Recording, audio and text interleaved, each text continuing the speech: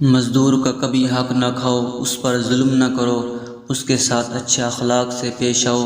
اللہ نے آپ کو دولت دی ہے، اس کا مطلب یہ نہیں کہ آپ غریبوں اور مزدوروں پر ظلم کرنا شروع کر دیں۔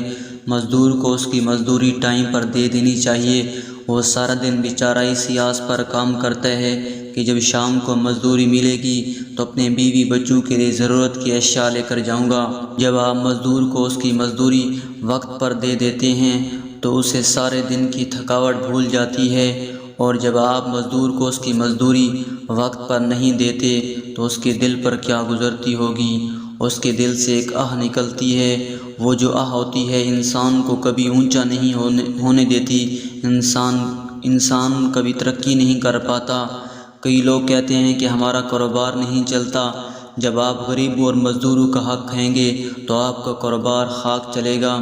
ہمارے نبی حضرت محمد مصطفیٰ صلی اللہ علیہ وآلہ وسلم تو فرما کر گئے کہ مزدور کو اس کی مزدوری اس کے پسینہ خشک ہونے سے پہلے اس کو ادا کر دو۔ لہٰذا آج سے ہم عہد کریں کہ کسی غریب اور مزدور کا کبھی حق نہیں کھائیں گے۔